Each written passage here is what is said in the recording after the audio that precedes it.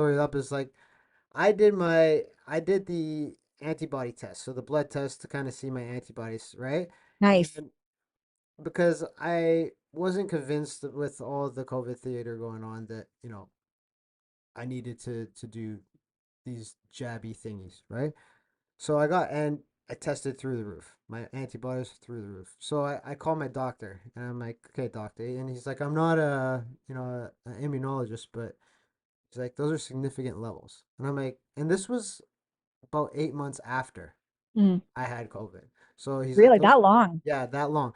And he's like, those are significant levels. And I'm like, well, what would be the benefit to getting a vaccine now? And he's like, with the levels that your blood showed, there would be no benefit, right? And he's like, I'm just being honest. I know he's like, I know that there's a lot of the pushing out there of this and that, and so I'm like, well, why don't they tell people that?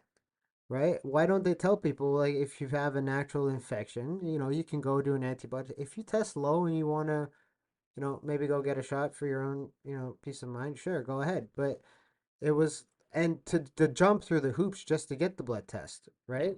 Because before it was you can simply print it out and go. Now you need a doctor requisition to get a blood test for some that I'm paying for. It's not like it's a blood test that's a part of OHIP and OHIP No. covers it and you need Look it.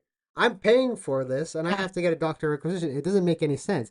Now No. my wife did hers in December, right? And it was just pure curiosity. We haven't used these papers for anything. It was just like, fuck it, let's see what your levels are.